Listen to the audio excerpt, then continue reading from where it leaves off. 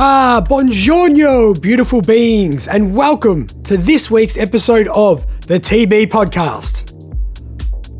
This week's episode brought to you once again by DuffTube. DuffTube is where you can find videos of the TB Podcast featuring our latest episodes from Paradigm Festival with Mandragora and Perfect Stranger, two of our proudest content as yet. Very, very lucky to have the time with both of those guys. So thanks to Lev and the team there. You can also listen to both of those episodes through the TB Podcast on Apple Podcasts, SoundCloud and Spotify.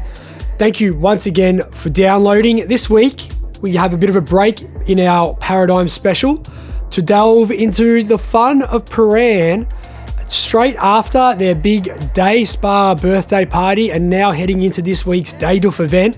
Tickets currently available online through the Day Spa Facebook page. But we have the two brains, some may say, behind Day Spa. We'll get to the introduction shortly, but this was a very fun one to do, and we have great support from the Day Spa guys, so it was great to have them in this week and chat about how they came up with the Day Spa brand, how they see the future of Day Spa, as well as some of Melbourne's best DJs and some of their favourite parties from across the globe. We also have our featured track of the week, so listen out for that one at the end. And also, if you visit trentoff.com or the TB Podcast on Facebook page, you can follow along with all the pictures that we discuss in this episode, or you can also check it out on the TB Podcast playlist on DuffTube, where we've got this audio uploaded alongside all the images which will pop up in sequence of when we discuss them. So thanks again everyone for tuning in. I'm not going to babble on too much this week. Just visit DuffTube, get to Day Spa, and hope you enjoy this one. It's time to go to Port & Co. Making their way to the mic at a combined weight of 343 pounds.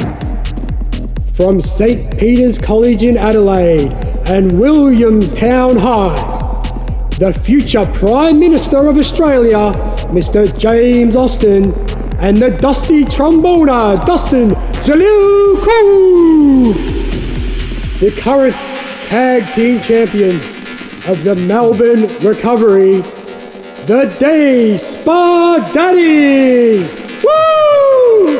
Get around them. Welcome, gentlemen. Thank you for that lovely introduction. It has been a very cool day here in early August in St Kilda East. We're very lucky to have two guys coming off what was the third birthday party for their illustrious Sunday Sesh from Day Spa. Welcome to the TB Podcast, gentlemen. Thanks, Grant. Thank you very much. That was about the best introduction one could ever have hoped for. I thought we peaked on Sunday with Day Spa, but that was even better. We'd just end the interview there. Well, that's the sort of introduction everyone should expect when they come into porn on Dustin's guest list, I think. Oh, absolutely. Three quick questions. James, you first. When's your birthday? 28th of July. Ooh, just gone. Have you got that? Just gone. It was last week. Birthplace? I was actually born in Hawthorn in Melbourne. Oh, right. Yeah. And favourite drink? Banana daiquiris. Right, Yeah. okay. Basically, it's 2 shots of rum, banana, a bit of cream. Blended. Full cream. Full cream. Full cream. You don't drink much of them. And Dusty, birthday? 20th of June, And birthplace? Paris. Oh, Paddy. Paris. And on top or below? Huh? On top or below? Always below. He's a hard worker. So we heard in the intro there, which we will get a little bit more into each of you individually, but Dustin, you did go to, James, you went to St. Peter's College in Adelaide. That's right. Bachelor of Commerce, is that right? Yeah, I started a Bachelor of Commerce straight after high school at the Uni of Adelaide. Yep. And started working in hospitality at the same time, and hospitality sort of grabbed my heart, and the uni career didn't last too long. And how old were you when you made the move to Melbourne? I was 25. Right. 26. Yeah, so I moved over in 2012. How long till you get sent back? Never. I would, it just wouldn't happen. Very good. And Dustin, Williamstown High for you? Yep. You went to Monash? I did go to Monash. Bachelor of Journalism and Communication. That is correct. Did you complete that, or did you do a? No, I completed it. Thank you. Yeah, no, my. Did you finish school? Oh, yeah, of course. Yeah, I did. I know know. that. That's because I've got a very tough mum who wouldn't let me finish. She told me I had to finish. Did she do your homework for you? No, but she worked out how I would cheat. She now lectures at uni, and she's always interested to see how I did it. She's like, oh, okay, that's how the students do it. So she can catch me out really easily now. So, yeah, that's great. Actually, after I finished high school, my mum wrote a book about how to. It was called Max Your Marks. Mm-hmm. Basically, she interviewed a bunch of like super students from schools all over Australia, like people who got perfect scores in their final year of high school. And I did not get interviewed. She pretty much wrote that, I think, as a reaction to my final year of school. There are good ones out there somewhere. Now, I didn't read it either. One little thing you might have heard on our previous podcast is we do like to play a little show and tell. So we're going to get it going from the start, where we just have a few pictures pop up on the screen of different stages in your careers, shall we say. We started off with the recent one here with the Poof Doof takeover at Day Spa. Mm-hmm. That was about a month ago, correct? So what were your alter egos there, boys? So that's Dusty Trombone and Osteoporosis. Osteoporosis, which I think is a really good name. How is it not Dusty Tromboner?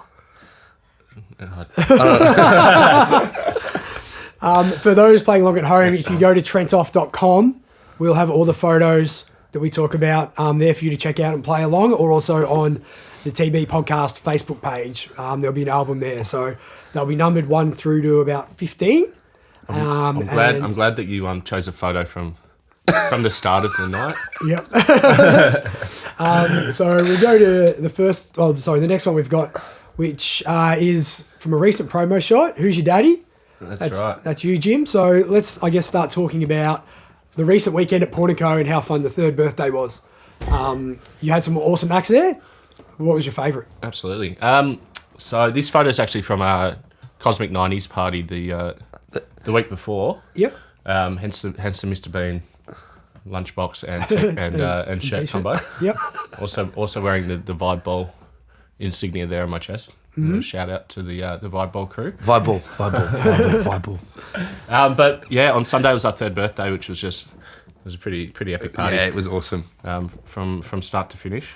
So you started at 7 a.m? No, I didn't. I actually was up at 6:30, about to jump in an Uber on my way, and Dusty Trombone called me up and said he was going in to do the morning, and I fist pumped and went back to sleep for about 4 hours. So is that straight from the Osborne? No, I always go home. So I always go home from there and have a couple hours sleep. Yeah. So we should mention you're also at the Osborne every Saturday night. I am every Saturday night. Yep. So if you want to come not get too wild, you can come to the Aussie on a Saturday, and then if you want to get buck wild, you always come to the Sunday. Yeah, fantastic. So I went in on the Sunday morning. It was awesome. Mm-hmm. Epic vibes from 7 a.m. Yep. The Sunday mornings are really nice. You just it's kind of like the tail end for a lot of people's nights, and it's a lot of like a big hospo and industry spot for people to come and have a drink and chill out. But Sunday was really nice, particularly because of the birthday. So yeah. My highlight set. It was funny. I was pretty much running upstairs and downstairs, which is always the way with Day Spa, because for people that haven't been there, it's kind of like we've got a really groovy sort of house. Do you ever check your steps on your phone for how many you actually do clock up on a Sunday? I should. I did last year and tapped out in high 30,000s. Yeah. So that's my gym regime. But I was sort of running up and down from Luke Vecchio playing a trademark closing set upstairs to Benny Lawrence downstairs. Yeah. It was just like hard to drag yourself away from either one. Yeah, so I just stood on the stairs halfway through. And do you know what Vecchio closed with? I didn't get the stage or the end. No, I was downstairs. I remember last year he closed with a bit of the next episode and Let Me Blow Your Mind by Eve, and it was just a perfect little mix-up. Oh, he's got that room wrapped around his little finger. Mm. Sure. And now, I guess, we go to another picture. Both of your careers started out in bartending. Wow. So we've got Austin here. Is that you is that at Portico or 29? That's at the old Portico. That's the old Portico, isn't it? So that's me. Obviously, I'm wearing a jacket, so this would have been while I I was a venue manager. Yeah, James. You wouldn't see James behind the bar a lot. It was Yeah, only when like really attractive girls would come through. He'd be like, he'd come to the front. Oh, guys, let them through. Come through. Hey, I'm James, I got venue this, manager. I got this. Yeah. So I obviously seemed stoked to be there. Yeah. Absolutely. And Dusty, you... I was just there for the photo. I actually wasn't doing any work. Right. You also worked at Circus as the doorman. I did, and then this photo is from my first club gig, which was a place called Boutique, which was on Greville. Mm-hmm. It's actually a little bit further down from the current Pawn & Co. And yeah, it was like a... How old are you in this photo? You look about 17. I think I'm 19 in this photo, 19, 20. Oh, wow. So yeah, and it was such a fun job. Out of school, I was been doing warehouse work before that, and it was like the first club gig I ever worked at, and it was like everyone wanted to know who you are. Did you end up getting? Did you get more phone numbers than tips? I did. No, it was a really good place for tips, but yeah, it was an awesome place for my first, kind of club gig, because you got to meet everyone. Yep. So I guess whilst we're on your bartending, quote, posing in photos as a bartender careers, would you like to explain to us not only how Day Spa started, but I guess before that, how you first met James? Do you want to start that one, or I'll let myself out here. Okay, it's a story that definitely needs telling. I should have asked you both this individually with the other one out of the room and saw if your stories colluded or not. All right, Dusty, do you want to? I was young. I was a young man. Okay, whereabouts were we? Oh, I think James can tell you the story the best. You were there. I was. It's just so embarrassing. You know what? It's one of those stories where, I've got to just own it because it's so bad. I was working at Circus. I was the doorman at Circus. Mm-hmm. So I finished at Boutique. I was a doorman. I actually was a bartender, and they made me the second doorman. Mm-hmm. And then I became the doorman at Circus on Sunday mornings. And then this was when this incident happened. Yep. That we were speaking about. So how long did you work at Circus for? I've been working there for about a year. Yep. So I was a doorman Saturday night, very busy, and shout out to the Circus crew, Nina. Yeah, Nina. Love you, Nina. Pommy. Yep. All that crew, Morbs. And a lot of the Pawn crew used to come to Sunday mornings at Circus, and there was this young lady. She was very flirtatious, and she used to come in and always like have comments, and I could just, You usually avoid those ones. She gave me very strong vibes all the time, and I think this is after about 3 or 4 weeks. She was being very flirtatious with me. One day she made a little comment. I was inside and I was going upstairs. She was on the dance floor. She made a little comment to me, and I just turned around, and I just don't know why I said this. So embarrassing. I just leant over to her and I said, "I would destroy you."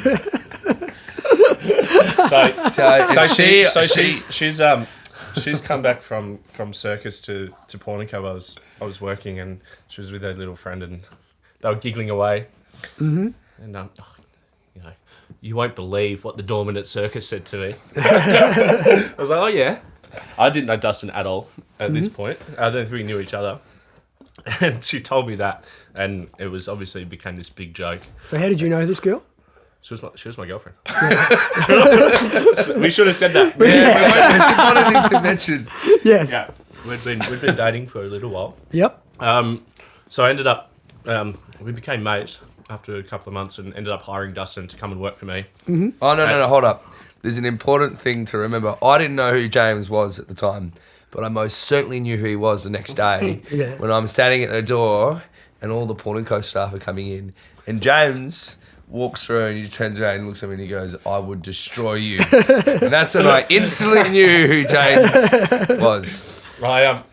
Luckily I saw the funny side of it, because she didn't last long, but Dustin and I have been firm friends ever since. So this whole friendship and Day Spa collaboration, you're really just building him up to ultimately destroy him in the future. I'm definitely playing the long game. Yeah. No, so I brought Dustin over. At the time, I was managing the club at Pawn & Co. This was at the old Pawn down in South Yarra. Yep. I was running the Friday night parties, booking the international DJs for the Friday nights, and running the Sundays as well, which was a big hospo party. And I brought Dustin over to basically be the head promoter and liaise with more of the pretty people crowd that I was lacking. And then Dustin ended up moving to Sydney for a little while. I did. He went and got into corporate real estate, and also I think there was a girl involved.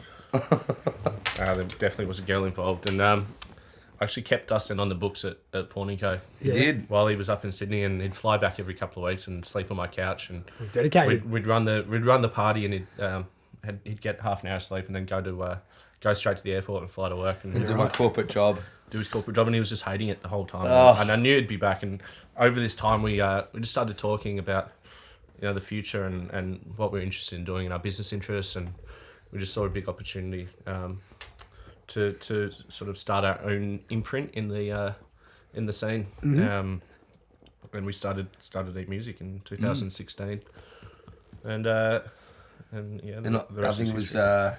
think it was in October 2016. That's right. I was in Amsterdam at the time. So yeah. So Day Spa 3 years then now. So how did that? So has that all been at the new site, correct? Yeah, that's right. So do you want to just explain, I guess, how that came about because the old pawn used to be open until 7 on a Monday. Is that right? Yeah, that's right. So we were running these parties at the old Pornico, and it was an absolute jam. It's just a really, really fun night. Had some great DJs coming through there, and just a really good party, and sort of get going about midnight, 1 a.m, go all the way through to 7. Unfortunately, with the closure of the old Pornico and the relocation, the new spot had a 3 a.m. license. Yep. And that was just never going to work for the sort of party that we threw. Sure. So at 48 hours before the opening weekend of the first pawn, we sat down, basically locked ourselves in a room and fleshed out this sort of business plan, kind of proof of concept for what became Day Spa. And it's funny, I was reading it a couple of months ago and seeing how eerily spot on it is with what we've ended up with was really good. So, although we can't possibly have told how epic it has become. So who were the heads in the room for that brainstorming meeting? So initially it was just Dustin and I. Yep. We kind of drew on a lot of sort of influences and parties we'd been to around the world, and sort of identified what was lacking in the scene, and also what we could do on a Sunday afternoon to really attack a market that is not nearly as big as, say, a Saturday night, running a party on a Saturday night. Yep. We really had to go a bit out there and think outside the square or outside the box. And I'd also just spent 6 months in Amsterdam working at a big club there called the Markentine, and I'd seen all these kind of different parties and stuff. And there was some things I noticed there that things that I looked at Melbourne and went, wow, we're so good at doing this. But then I looked at things that they do and go, fuck, what are some examples? Amazing at what they do over there. What are some examples of that? I felt like here clubs and people within the clubs are so important. There it's so based on artists selling tickets, and here it's all about creating community and culture. And if you can do the most successful nights and so on here are not based on which internationals they get, it's actually which locals and people are part of that night and which locals go to those events. It's very different in Amsterdam. It's so heavily based on the artists, and clubs compete against themselves with booking the big artists. So they're spending 15,000, 20,000 euros on a headliner, where in Melbourne you could you book local artists and people are going to come to that much more than they are. You got the consistency rather than just the big surge, I guess. But also we looked at places like a lot of clubs in say Berlin and Amsterdam, definitely, that are more than just a big room with lights, lasers, and a headline DJ. And a sweet sound system, which they all obviously have, but I think places like Sissy Voss and Cuddleblad, where we went and we were just like, had our minds blown by what you can get away with in a nightclub, and obviously you can get away with a lot more in Europe. Like the bureaucracies over here when it comes to licenses and all the boxes you have to tick makes it a lot harder. So to work within some constraints, but. You go to clubs over there that are art galleries during the day, or they turn into restaurants, or they do this or that or the other. So that really influenced us, and particularly in the first year of Day Spa, where we had art exhibitions rolling through upstairs, and we did all sorts of different things, and really kind of tried to push the boundaries of what you could do at a party. at a club event. Cool. So we'll get to more on, I guess, how you see the future of Day Spa developing, as well as some of your events coming up later on. We'll take another little quick step back. We'll just quickly punch through a couple of these photos. We'll start with number 4 here. James, what's the go there? This is a photo. Actually, You are so adorable in this photo. You're like, I can understand why your mum always said you were like that. You're such a cute little dag. I love it. I was a cute little dag. How old are you here? I would have been 11. Yep. I think I pretty much looked like that from the age of 5 to 14. What- So I could be. what- I could be.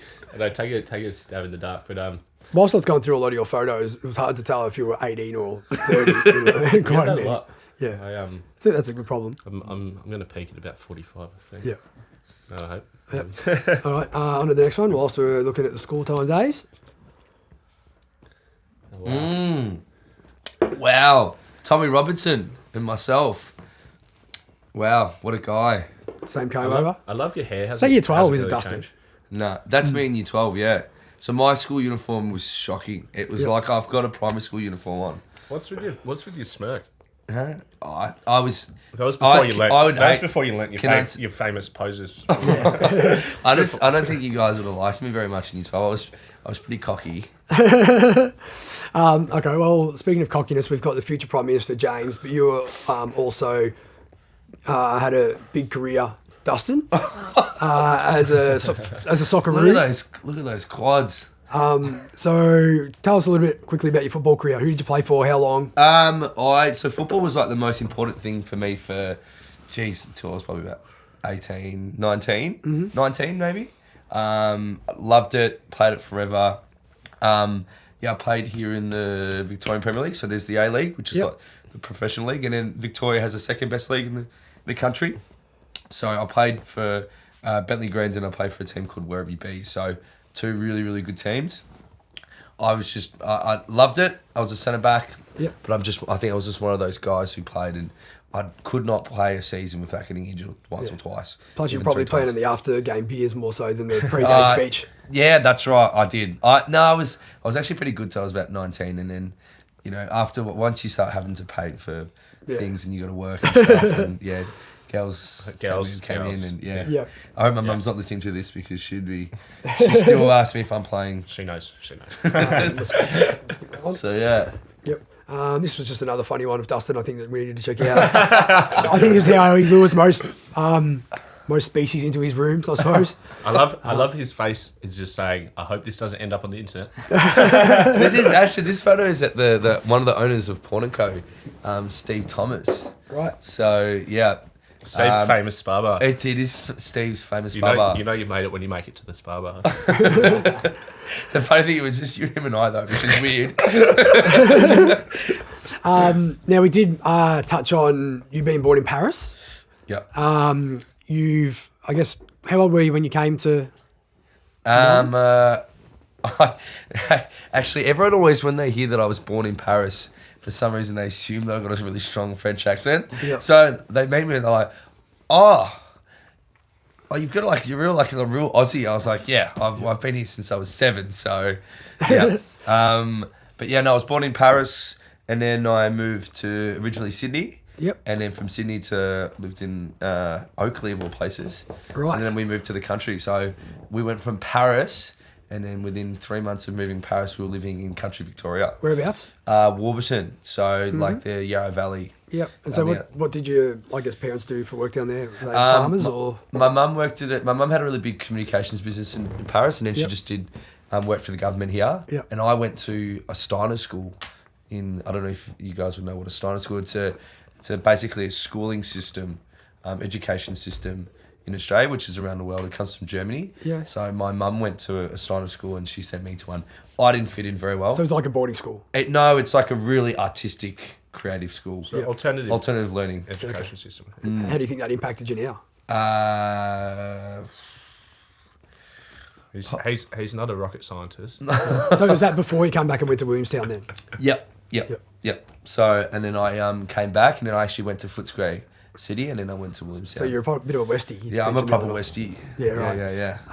We've got a quick picture here of you with your darling mother. Oh, look at that. Do you want to, before we get into too many nonsense stories, do you want to quickly tell us about some research into, was it the Ebola virus and a trip to the States? Oh, my mum's living in a little island called Reunion Island at the moment, and she's doing a PhD over there, and she's basically got this product which is she creates storyboards and animations that explain key messages without language. Yep. So through body language and symbols. So she's been working with different organisations like the UN and so on as well. So she does a lot of work for the Oz government, and at the moment she's just basically if there's a disaster, or now we hear for government, she'll, let's say like something, a company like Gemini, they do a lot of the gas out in the suburbs.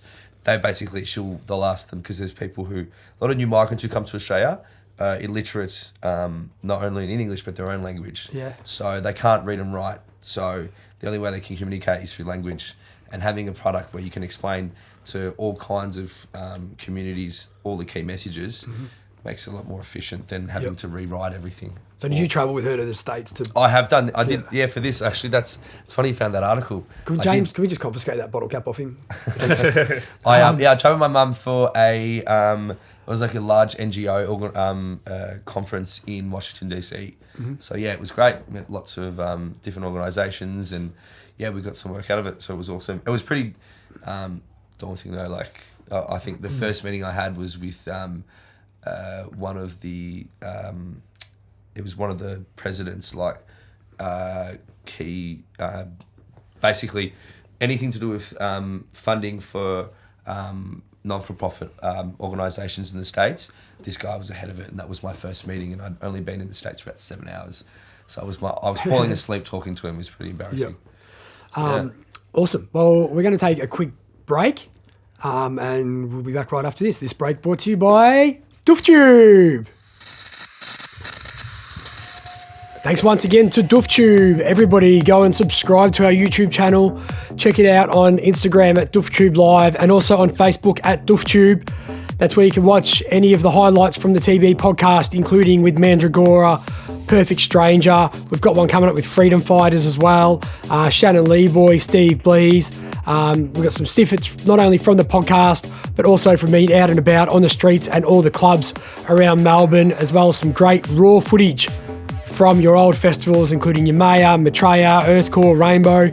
If you've got any content as well that you think we should be posting on there, please send it through to us. Hit us up on the Facebook page or at DoofTube Live.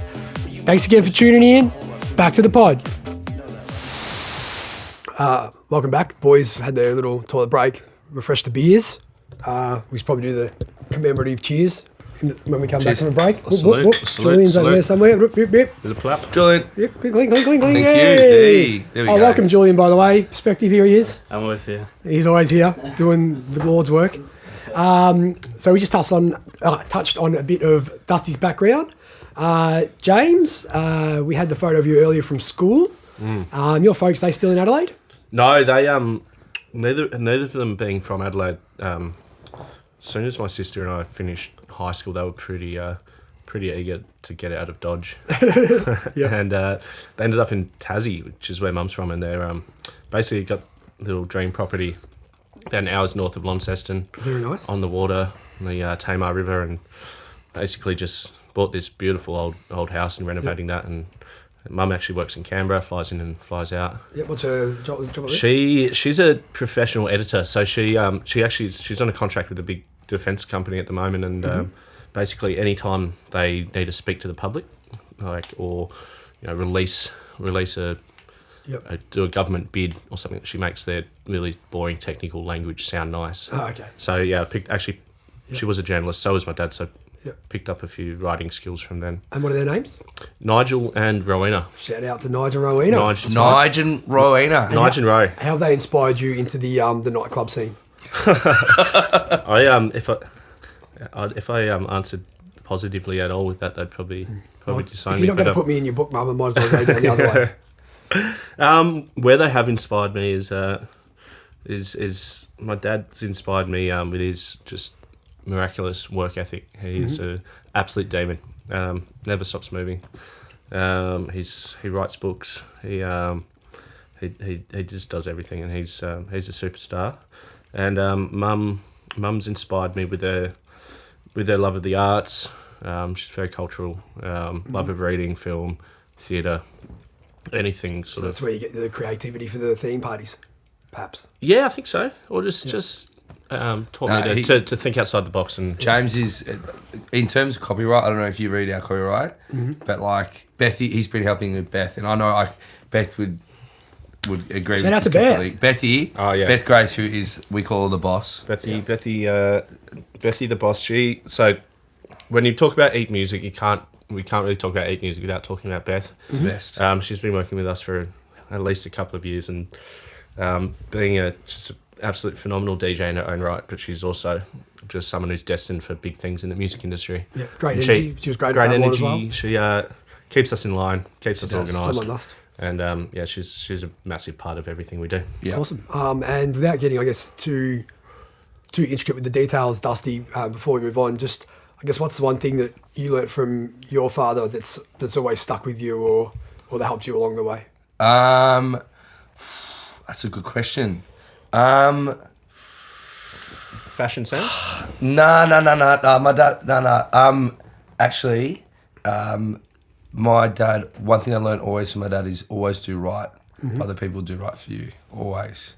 So for me, family and friends, but people who look after me are the most important.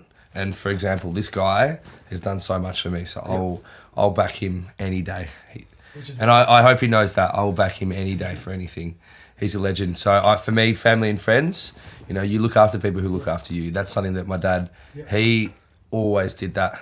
And sometimes to his detriment, but he didn't care. He always felt like, he would end his life knowing that he's done right by his close friends. So I guess that's why if you buy Dusty a beer, you're always going to get one back. That's it. That's awesome. That's a really big part of our ethos. Yeah. Or ethos, as we say. Ethos. So all right. Never so say that. But, more on Eat Music. So you started that a couple of years ago. Who's the talent on the roster at the moment? Yeah. So we did start Eat Music primarily as an artist management agency. Originally, it was to look after some of our really talented DJs that were playing at our parties. We'll flick up a picture of one we've got here. Yep. Which in a lot of your photos, you seem to be doing the same. I think you live up to your name here of Austin, because you got the Stone Cold Steve Austin stunner. Yeah. You're doing on the here. It's like I'd call that. That's the awkward reverse hug. Oh right. Well, you had quite a lot of those photos when I was going through. As you giving someone the stunner, I thought. Yeah. But there's you with Vecchio. Yeah. So Luke. He's been at porn for a long time, hasn't he? Luke was sort of when I started running parties, which would be the old Porn & Co Sundays. Luke, we kind of built it around him and maybe one or two other DJs like Tom Evans, and Luke was a big sounding board for me, learning about electronic music and helping with the bookings that we made, and obviously just holding down an amazing set. Which is why I guess you don't take your bookings lightly, but to book him to play the closing day spa the last couple of years for the birthday party obviously shows a lot of things. Yeah. Well, Luke was actually the first year of day spa. He was our morning resident DJ, and we put him on at 7 a.m. every week. Yeah, which was kind of like the big slot to go up against. Like for example, Boogs plays that set around the corner at Revolver, and we wanted a DJ who we think is just of the highest caliber to hold that down, and it was amazing. But yeah, Luke. So I guess we should say with Eat Music, we've sort of moved more towards just focusing on events at the moment. I guess we'd say we're a sounding board for a little family of DJs, like obviously Beth Grace, Rory Marshall, Anyo, and can you take that bottle cap off you again? I'm very fiddly today.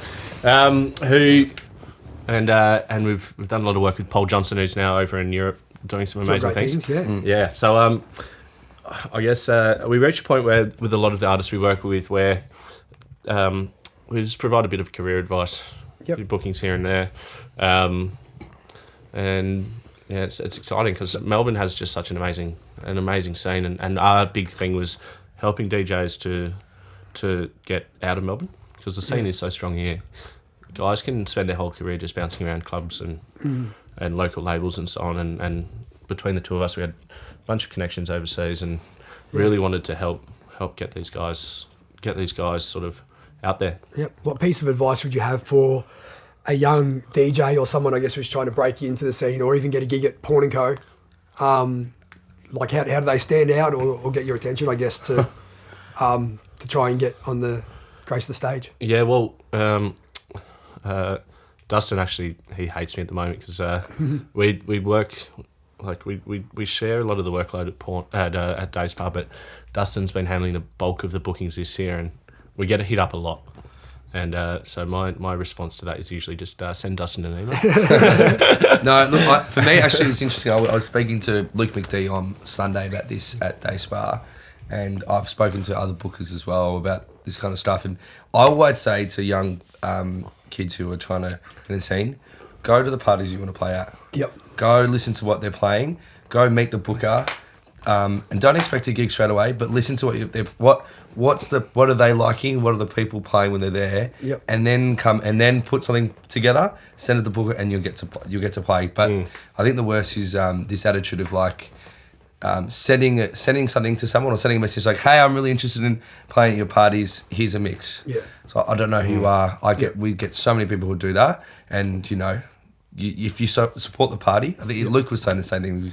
Thursdays, you support the party, people are always going to be happy to help you out after that. And I guess you need the ability to adapt as well, because playing even upstairs at 5 is going to be a lot different to playing upstairs at 11. Exactly. Compared to downstairs at 10. Yeah, absolutely. Morning, And luckily we've had, with Day Spa, a lot of DJs who weren't playing much before we booked them. Like your Harry Morley's, who was just a little party rat at Day Spa pretty much. Shout out to Harvey. He eventually gave him a set, and I think it was actually Luke Vecchio who told us we absolutely had to book him, and now he's pretty much on every week and is just doing amazing things. Yeah. So that's actually probably one of my favourite things about running parties is giving guys a shot and then seeing them take that and develop and grow. And I think hard work is the most important piece of advice for up and coming DJs. Well, so I guess Harry's a good example of someone who is just out there working hard, like learning what's going on at every venue, and I guess that's why he gets rewards and showing up at the parties, talking to us, Yep. being a nice guy mostly. Yep. Making sure the drink cards don't go to waste. Yeah, that too. So while we're on the topic of people who regularly go to a venue, your core crew is very important to keeping the vibe alive every week.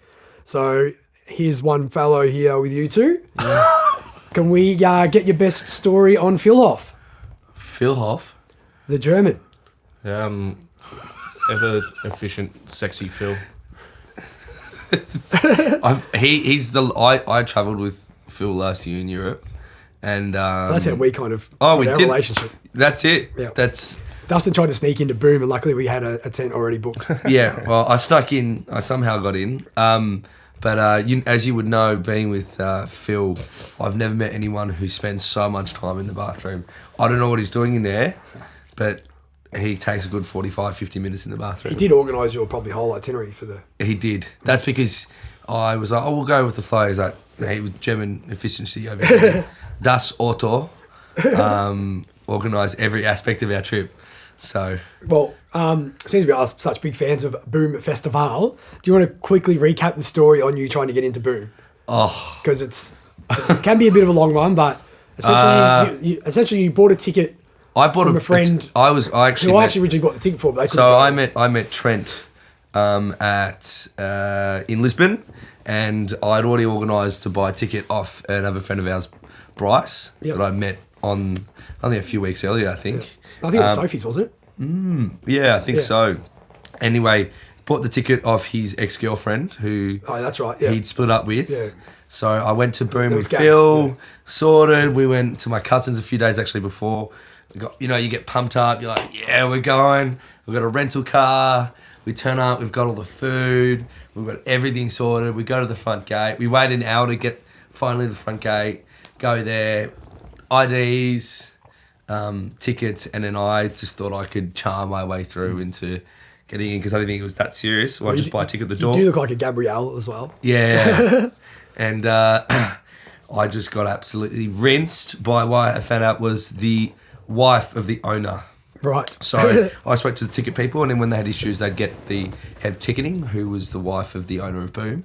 And Phil, you can ask Phil this, he sat there when, after all this whole incident drove off, he goes, I've never seen you get rinsed so hard. For 2 minutes, he just basically told me how I wasn't going to get in and how I thought that, basically I thought I was too cocky to come in and arrogance at the front door. So correct. No way. Yes. No way. I know. So anyway, she told me I was going to get in, and then Phil and I went up, and I was pretty stressed out. I was making all the big phone calls to everyone I know here and overseas to see if they could help me get in. Because we're literally in the middle of nowhere, in the middle of the desert in Portugal. Mm-hmm. And yeah, we went up. Phil was like, let's get a steak and just try to relax. And then he's like, look, let's just book one night at this hotel. And we tried to book a hotel, and there was no hotel. And there was a hostel about 45 minutes away from the festival, in the middle of nowhere. Mm-hmm. Like, this hostel was in the middle of nowhere. It was obviously set up for the festival. And you knew it was tight when I was coming to pay. And she was like, oh, it's a bit expensive today. This is high season for us. It's going to be €11 for the night. Yeah. And I was like, oh dear, what am I walking into now? And she asked for the key for the room, and she told me, oh, yeah, you have to go inside and you just have to work out who's got the key, and whoever's there last gets the key and locks the door. And then I asked for a locker key, and she said to me, if you can find one without a missing door, I'll give you the key for that one. Right. So I walked in, and it was like, must have been 35 degrees at night, super hot. There was like 10 dudes in a room. They'd been fighting and smoking weed. Yep. So it stunk. And then I was like, I'm out of here I can't do this. Mm. And we had a beer across the road from the hostel, and we worked out how I was going to go back to Porto. And I was pretty depressed because it was like a 5-hour trip. Yep. And I'm walking back in, and the lady behind the reception, I'd had a good chat to her. She was lovely.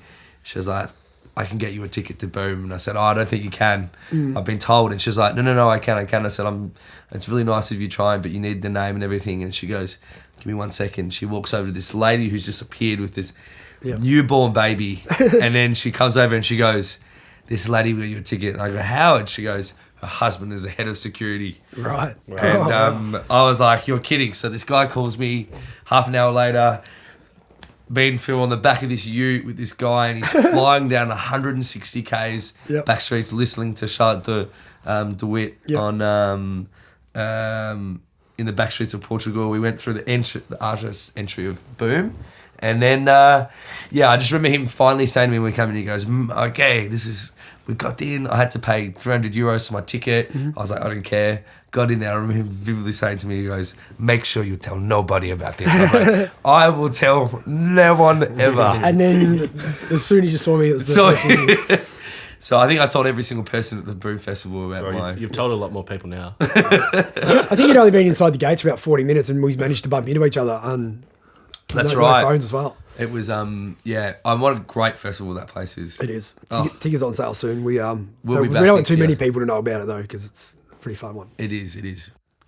Okay, so on to our next speed round. So we'll go this one at a time. Mm-hmm. So just first one that comes in your head. James, you first. Best DJ in Melbourne? Ooh. I think, my favourite DJ to watch in Melbourne is Luke Vecchio. Mm-hmm. But I'd be remiss not to mention Anyo. I'm a big house guy. Yeah.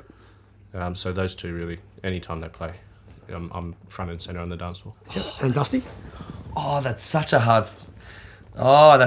one. Because there's like people I love that there's people I love watching because I know they love their music in that way. Yep. Like, guys like Ed Fisher for me, they just, he loves his music so much, he knows his shit. But then you get Fex and Anyo for me, technically, for me, it's like when you see those guys play, especially when Ilya and Anyo play, it's awesome because you see all DJs in Melbourne, especially if they're playing in the club at that time. It's awesome because there'll be a crowd there, but the crowd is DJs watching them DJ. Yeah. So that's always a good indicator of a good DJ for me. Okay, you're both wrong. You're actually looking at him. Present company. Best performance or act you've seen live doesn't necessarily have to have been a techno type performance. Could be like Beyonce or Queen or something. I saw the Flaming Lips play at like the. She don't use jelly or. Yeah, the like 2007 Big Day Out, Yep. and or maybe 2006. And for people that haven't seen the Flaming Lips, they're like sort of traditional rock band type setup.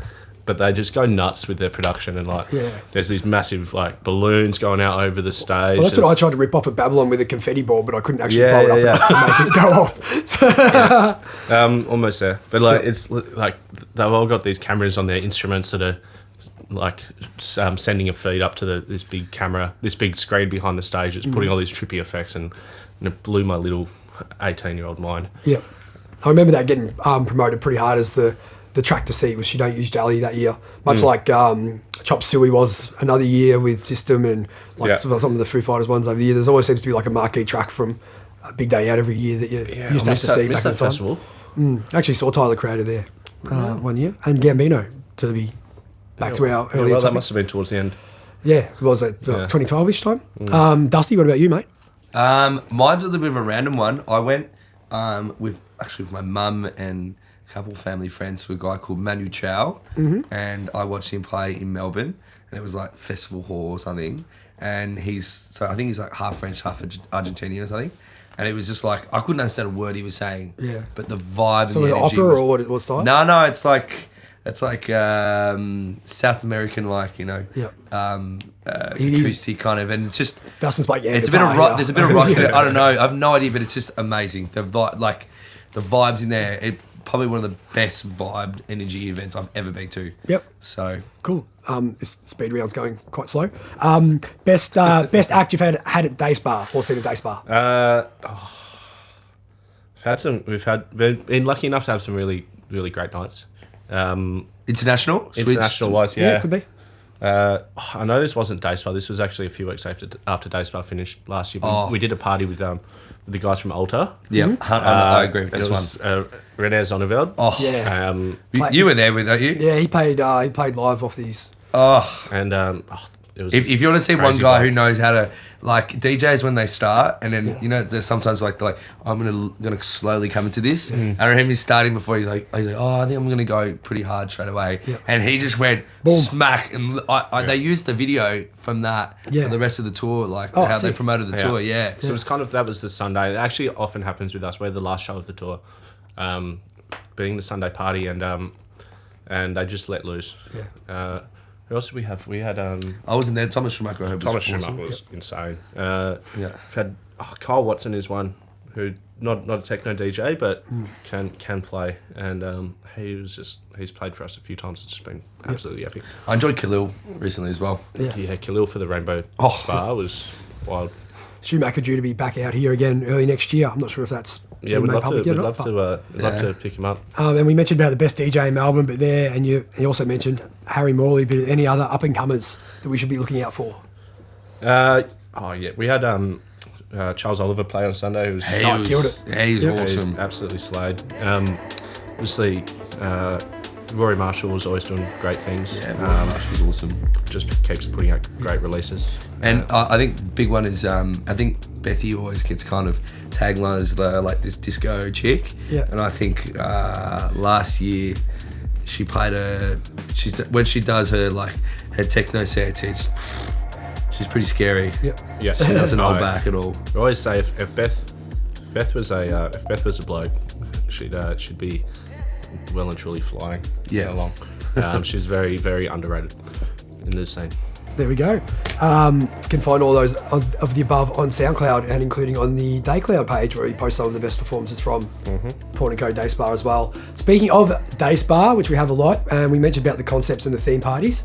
You've done some awesome promo videos. Here's one with you and Josh Leffers as well. What's this, Naughty versus Nice or something? This James was, versus Jesus? Yeah, this was Easter party in the first year of Day Spa, 2017. It was Honey Bunny versus Jesus. And Kramer. Battle Royale. Yep. What are some of the other favourite parties that you've had or promos that you've done as far as the themes go? The one we did a couple of weeks ago, James's video, that was awesome. Our birthday promo with the office type. Yeah, yep, that's correct. No, that was pretty cool. Yep. which that can also be found on the Day Spa page. Also, I found one with you guys, Flower Power, where you're all in a tree. That was a bit of cookery, I think. That can be found deep in the archives on James's. I think the whole point of those videos, and this was when Josh Leffels was a massive part of Day Spa, and we had an owner of Porn & Co. I was the general manager at the time, and Dusty was kind of your head promoter, and we were there on camera, just being absolute knobs, not taking ourselves seriously at all, and just kind of the idea was to set the tone of the party and just say, hey, if we can do this on camera and put it out on the internet and dress like idiots and not take ourselves seriously at all, then so can you. And that's kind of the big kind of things about Day Spa is to leave your pretense and your bullshit at the door and get dressed up and have a silly time. So, so with Day Spa and I guess your different promo, when it comes to your concepts and your theme parties and keeping it fresh, I guess, how do you decide which ones, I guess, how do you judge if something's worked and do you want to make an annual event, and how do you, I guess, come up with new ideas and workshop those? Yeah, well, I think we haven't mentioned two very important people yet, and that would be Jenny Wong and Storm Nutting, who are basically the heart and soul of Day Spa. Yep. They are. They're the guys who do the decor for us every week. And early risers? They're usually late. So a lot of people don't know, but they're at the venue at 4:30 a.m. every Sunday morning. Yeah, right. For the changeover, and we've got 2 hours to transform Porn & Co into Day Spa, and so they spend all week crafting, creating, using all sorts of power tools and buying materials and getting everything ready, and then on a Sunday morning they've basically got 2 hours to transform the venue into the crazy different vibe it is every week. And we bounce a lot of ideas off them, obviously what's practical from a decor perspective, what they think will work, because they're so in touch with the crew and the people that come to the party. We did a survey after last series, and I think that really helped us a lot, sort of find out what themes people like. Yeah. So what sort of things are you looking for, or what questions are you asking? We like to encourage creativity. So we don't like to do anything the easy way. It's so we did a 90s party a few weeks ago, but it was cosmic 90s. Yeah. So it was kind of like the 90s aesthetic. A bit more abstract. Yeah. In space, and that was Storm's theme for her birthday. Yeah. And we just had some amazing costumes, and it's really great when people take an obscure theme and I had the astrology. I had the astrology one as well. Yeah, that was awesome. What was the asylum party? Yeah. So we've got what else? We've got Bratz versus Barbie coming up, which is tickets on sale now. That was already sold pretty fast. The Barbie party last year. That is actually going nuts at the moment. Yeah, absolutely. That'll be a sellout. What else? It's we just sold this. How important? Weirdly enough, I was really scared when we did this one, but the BDSM party was a big fan favourite. I was so paranoid. We are doing BDSM party. Actually, funnily enough, it's falling on Father's Day. Perfect. This year. Yep. Also, that's your birthday week, Trent. It is. So someone's been doing their research. So you'll be playing that night, of course. And cool. Less is more when it comes to clothes on that one. Yeah, you've got to set the agenda. You're the king of kink, apparently. Oh, am I? Right. Put that in the bio. But that was a big eye opener for us, actually, just like seeing how many people really embrace that theme. Yeah, definitely. Cool. We put the question out to the people about some questions that we should ask you, particularly Dustin. Why copying it so hard? I know it's literally Wixie. Can you tell us, it's actually not from him, but can you tell us what the 1 month grace period is? This is techno Tony. It's a bit rich coming from him. I don't know what he's talking about. Just answer the question. I have no idea what he's talking about. Next, please. Basically, if you shout Dustin at dinner midweek, then you're usually going to get free entry for you and your mates. That's right. Then everyone knows the deal. Is that right? Huh? Is that right? Yeah. Yeah. You get free entry during the week. Okay, well, Dustin, James, you might be able to enlighten us on What is the Dustin exit strategy? This is The so smoke bad. bomb. So ever the professional, Dustin, and I hope you're asking me about this because I might just be dropping him in it, but so if Dustin, and I'm sure it doesn't happen very often, but if Dustin picks up at a party that he's involved with, am I allowed to say this? I'm saying it anyway. He'll make the girl leave the venue and walk down the street. This is so bad. Why? No, this is awful. This is awful. We're not putting this anywhere. This is being cut off. Yeah, no. I do know the famous quote from Dustin is, "I don't hook up with girls at Porn and Go." I don't shit where I eat. But I don't have that's Day why Spa you make Daddy them for leave. no reason. Yeah. All right, yeah, we can cut that. You guys are the worst. That was Andy. I know that was Andy. You can put the video up. Oh, what a photo. Where's that? That was when we played at your pajama party Oh, with the man Brenton Chan. He's a lot more Oh, I focused look on the up next well done, tune In than I am. great shape.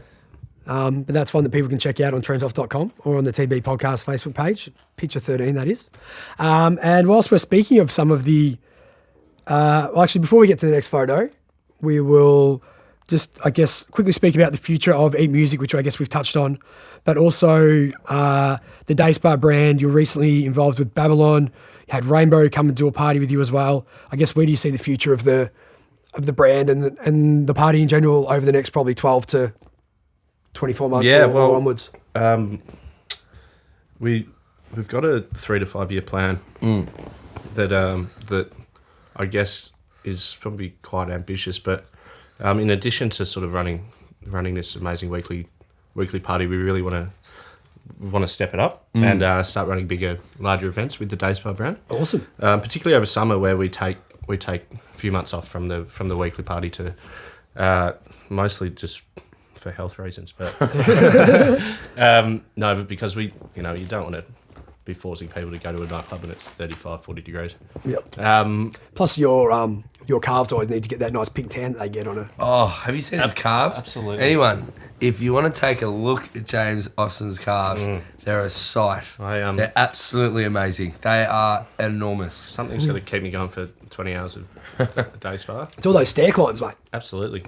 Is that what it is? It's my deep squats. So with Day Spa, we're looking at opportunities interstate. It's actually an interesting sort of dilemma with Day Spa, with being such a intricate kind of unique vibe. The problem we're looking at is how we translate that to other locations. You know, you can't pick up a community. So we'd love to expand and take the brand interstate or even internationally. But how do you do that and maintain the epicness and the specialness? Because you look at parties like Picnic Electronic or Elrose, and that are just such amazing institutions and in their home cities, but you do lose something, I think, when you with the licensed events, and we would never want to do that. You know, if we're going to do parties elsewhere, they've got to have the Day Spa magic. So we're trying to figure that out. But we do have a few things planned over summer, most of which we can't get into right now. But we're doing a big Halloween party the 31st of October with the guys from Untitled and Macca and Paris Vault from Happen Events, which will be fun. That'll be a little external Day Spa do down at Docklands, Shed 9. And then we've got probably 2 to 3 open air Day Spa parties planned with a couple of really awesome international DJs that we can't actually mention the DJs just yet because they're playing festivals and whatever else. Yep. But what we're really looking forward to is getting the Day Spa brand outside and the bigger venues as well. Yeah. Because that's something we've found this winter is our big events. Unfortunately, we can't cater to the big crowds that want to come. So there's some exciting things planned, that's for sure. With Day Spa. Awesome. We'll quickly have one last break. This break is brought to you by the latest release from Perspective. Julian, would you like to tell us where people can find your latest tracks on Beatport? Well, we just opened up our own label featuring some of the latest square bass that we've been doing. So people can check it out on our Facebook page, on Perspective OJ, or on SoundCloud at Perspective OJ as well. Easy. And the label is? Sensory Glitch. So that's the one we just opened up. We're trying to push the square bass vibe in Australia since it's been pushed in Israel and it's starting to be pushed around by all the major international artists. Mm-hmm. So we're trying to basically push that vibe in Australia before it gets done by someone else. Yep, and latest releases include Fragments, Blither and Musk, which features some of the lovely input from Elon Musk with Joe Rogan. Exactly. And also shout out to the Petting Zoo, one of the festivals coming up this summer, who have been lucky enough to get us on board as well. That's on December 14. Tickets, early birds have almost sold out. The lineup's just been released, but you can go to the Petting Zoo Facebook page to check out more on that one. We'll be right back after this.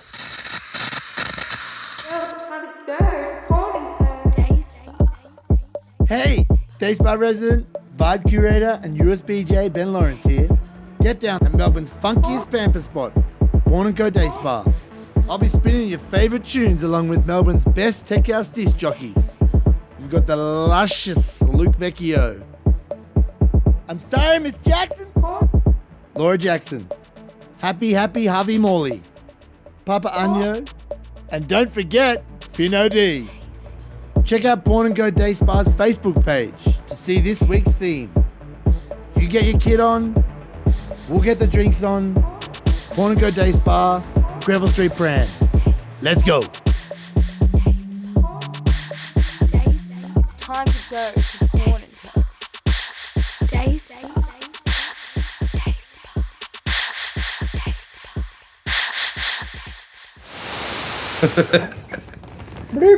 Cheers. Cheers. Thank you. Cheers, thank you. Hard drive. Hey. Cheers, boys. All right, Cheers, we're back. Trent.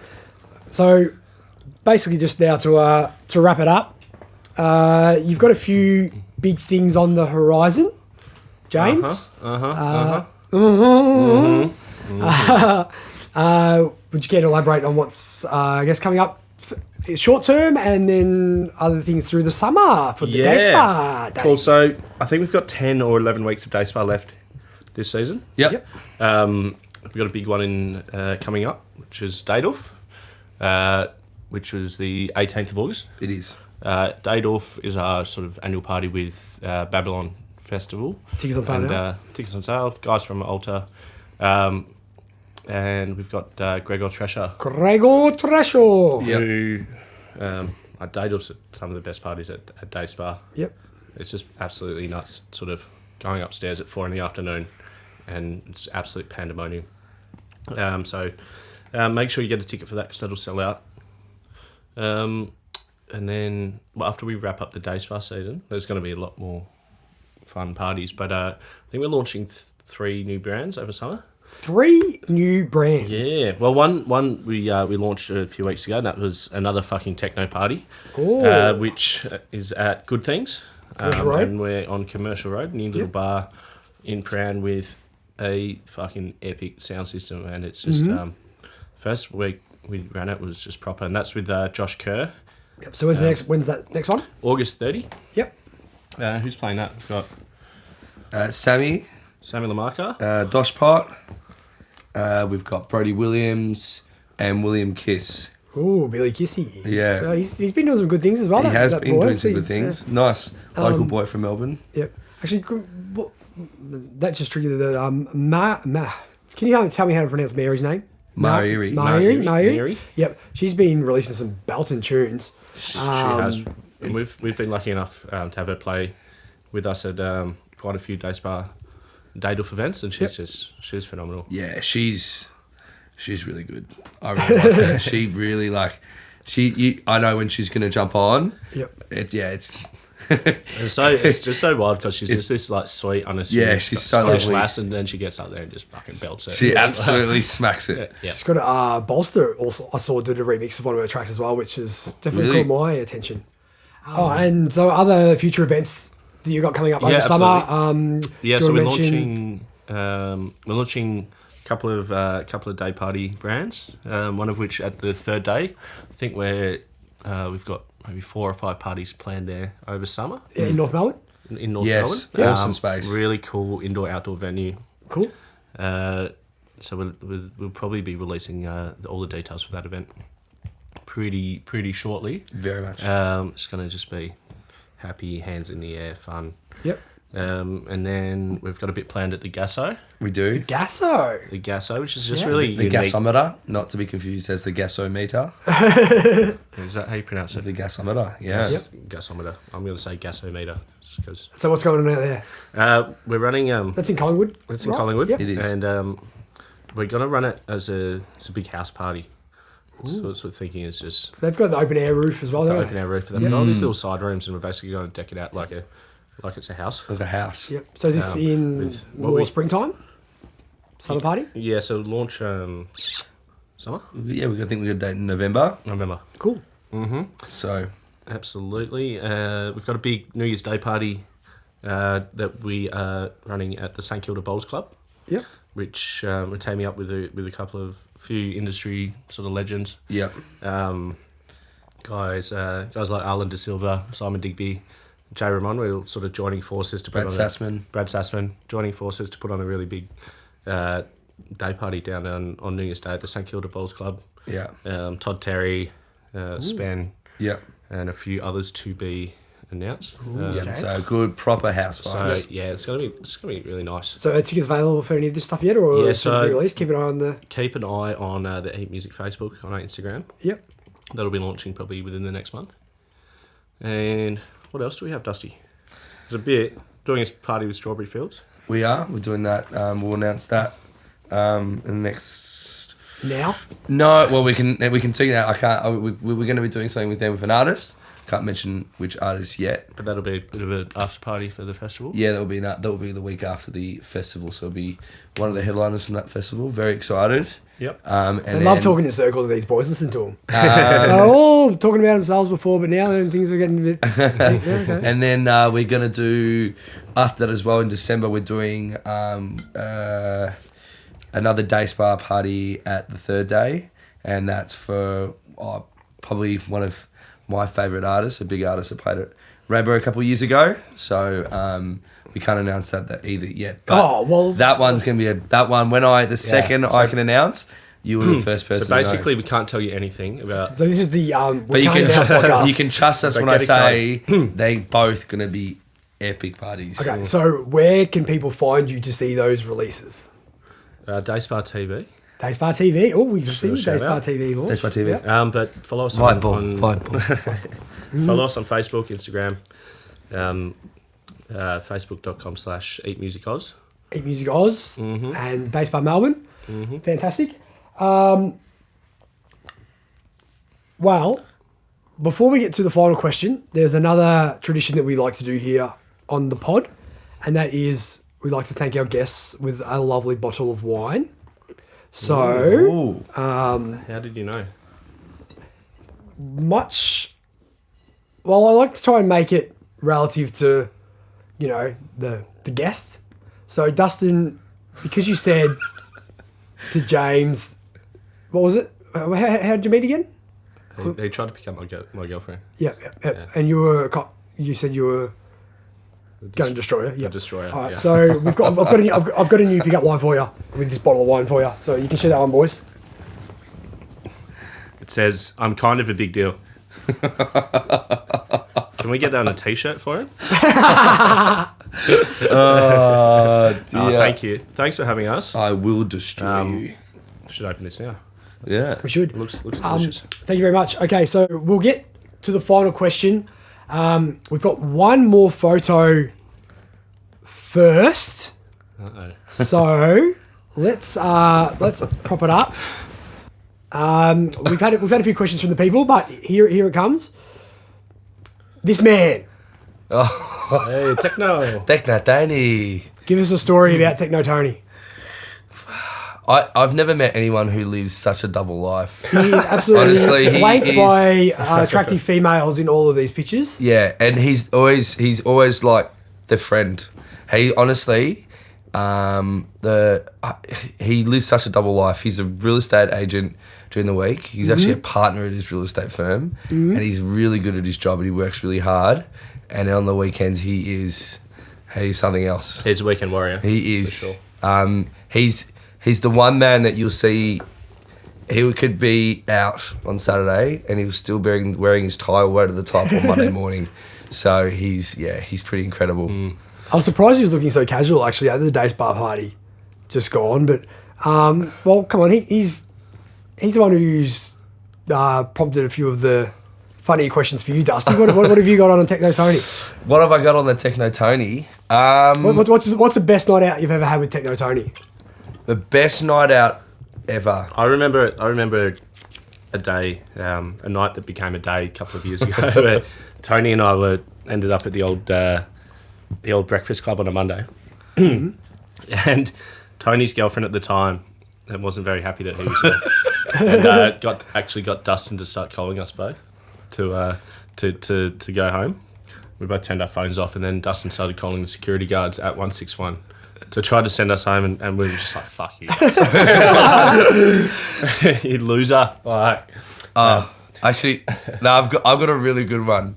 I think a lot of people will understand this is so it's funny how when you have a girlfriend, your girlfriend always has that one friend of yours that she goes, I really like them. Yeah. You know, they're the trusty friend you can go out with, and Anthony for me was really that for my ex-girlfriend. She was like, I love Anthony, and he just, every girlfriend I've had, or any girl I've ever seen, they just love him. They're like, he's the best because he's friendly and he talks to them and everything.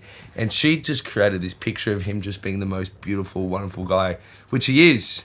She just didn't know the weekend warrior that he was. And she came down from Sydney to Melbourne with her best friend, and the best friend's boyfriend was a bit of a party boy. And I remember specifically sitting him down during the week at dinner, and I said, this is the one time, man, you can't do it. You have to behave, because my girlfriend, her name was George at the time, she adores you and she thinks you're the best thing in the world. She doesn't know what you do. I asked him one time, don't misbehave.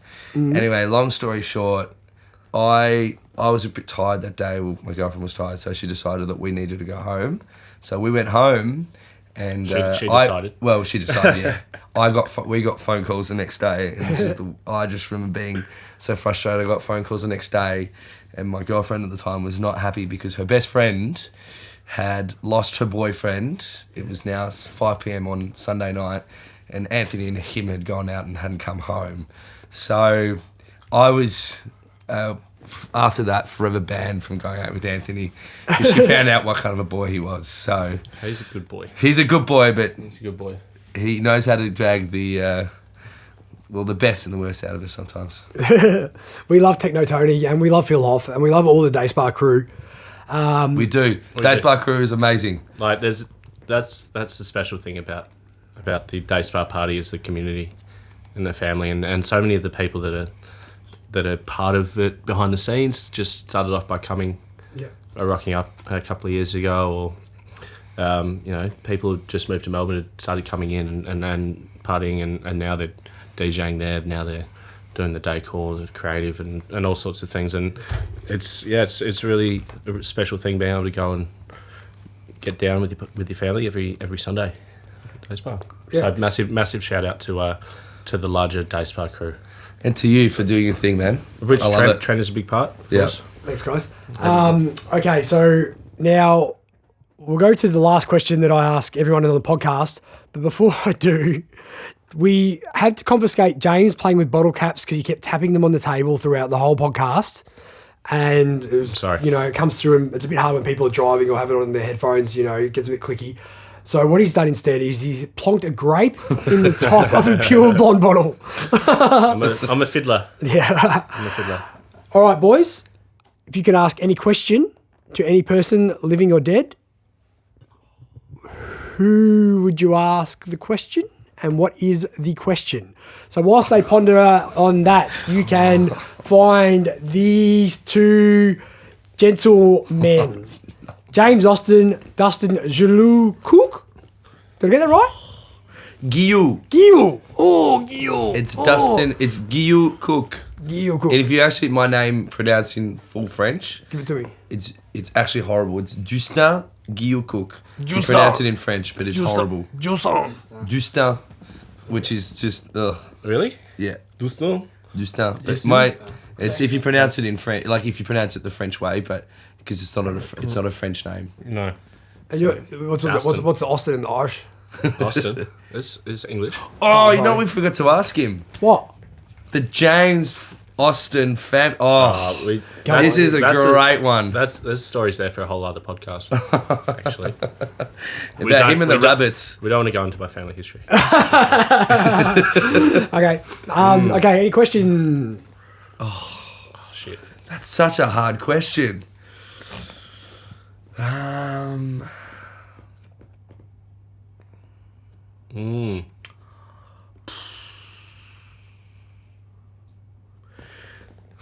You go first. I was going to ask you. You go first. I don't know, man. I don't know if I can answer that question. I have to really think about it. Okay. Can you give us 2 minutes to think about it? Yeah. Well, what we can do is we can tell everyone that you'll be able to see clips of this episode and photos on treetoff.com and on DuffTube. If you check out DuffTube, our new YouTube channel, which Julian and I have been working very hard on, we've been compiling some of the best raw footage from years of duffing around southeastern Australia and across the globe. Boom, Azora, Noisley Festival, your Mayors, Betrayers. We're getting heaps of awesome clips up there. Also videos from local club events. We've had interviews recently with Shabazz, Perfect Stranger, Mandragora, and one coming soon with Freedom Fighters. All the content can be seen on our DuffTube YouTube channel. Also follow us on DuffTube, at DuffTube Live on Instagram or on DuffTube on Facebook. Julian is the main man. He's our producer. He does all the best work. Perspective After Dark is our show on Kiss FM. Every second Thursday we're live. You get to watch us on the live stream, which is some of the best psytrance from Melbourne and around the world. And then I bring it home with a bit of the techno. Guys, don't know how long I can keep talking. Dustin, get off your phone. You're supposed to be thinking about an answer to the question. I'm trying to. It's really hard. All right. I could, if I could say like, I don't know. Is it James? Can you help me get this guy in? I don't know. I'd love to talk to some old musicians. Like, I'd love to ask Led Zeppelin if I could jump in and replace John Bonham on drums, and go back in time and do that. That would be pretty amazing. Have you got a bit of a drumming background? No, not at all. But there was a spot open, and Oh, okay. yeah. I'd love to take that. Yep. So you just say yes and figure it out once you get the job. Yeah, absolutely. Yep. Just go nuts. Fake it till you make it. Such a hard question. Really is. I can tell someone I always wish I'd met, because I loved watching him on television. I thought he was such an interesting guy. Was Les Murray from SBS. Yeah. Sounds weird, but he was like such a pioneer for soccer in this country. So I always would have loved to have a beer with him, talk to him about football. Yeah. Cool. I'd like to ask George W. Bush if he knew that Iraq didn't have WMDs and whether or not he regrets his decision to start the Iraq War. I'm a bit of a political junkie, but I'd love to know that. All right. Well, we'll get you back on when the election happens coming soon. We'll do the election special. 2020. Yeah. Oh, absolutely. That would be fun. Austin election special, and the Dustin to come on to talk about the The football. I commented so hard on this. All right, I think we can wrap this up, boys. Anything else you want to add? James has got a great coming out of his nostril. Just thanks for having us. Actually, one thing. If anyone sees James out on dates ever in the city or Chapel Street, please take a photo, send it to me. He's seeing a girl at the moment, but he won't tell me who he's seeing. So Dustin's the biggest gossip. He won't tell me. In the world. I You want are a to gossip know, queen, but he won't tell me. He's a gossip queen. He'll do anything he can to try to sabotage. I'm not me. sabotaging. I am trying to help him. Thanks for that. All right, thanks, boys. Thanks, Trent. Thanks, Trent. Thanks, Julian. All right, Thanks, it's Jules. time to go to Born and Go. Day Spa. Thanks, Day Spa Daddies. Thank you. Thanks once again to our Day Spa Daddies, James Austin and Dustin Guilloux-Cooke, or Justin, as he is known in the French. Once again, jump onto the Day Spa Facebook page, grab your tickets for Day Duff this week, and of course all the great events coming up by the boys behind Eat Music. Check out the Eat Music Facebook page as well. Follow the boys on Instagram. Keep up to date with all the fun happening with Day Spa, not only at Pawn & Co, but also with their marquee events across the summer. Thanks again, boys. Now, to our track of the week. This one is by someone who we've seen frequent at Day Spa recently, as well as XE and some other great events around our great state. This one is someone we mentioned in the podcast, Mari, M-H-A-I-R-I. This is her latest release, State of Mind, which has a couple of great remixes with it as well. Jump onto Beatport, get 3 great tracks there for under $10, so definitely worth checking out. Here's a little sample of her latest tune, State of Mind. Thanks all for tuning in. Check out DuffTube. See you next episode. It's a state of mind.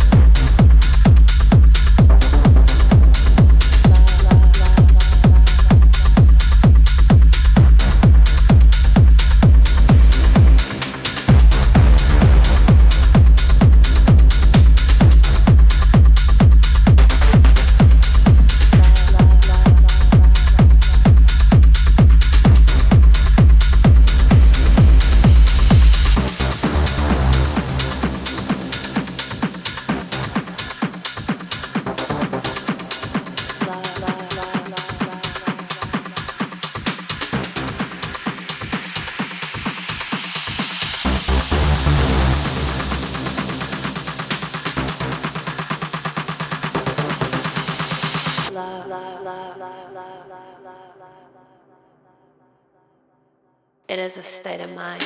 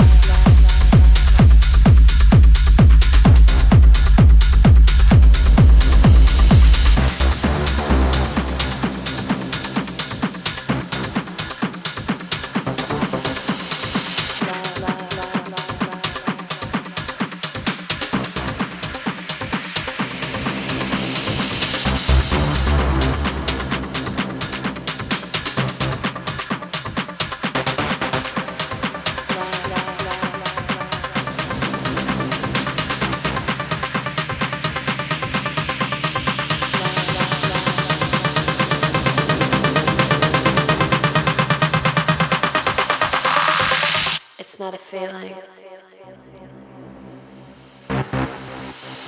It is a state of mind.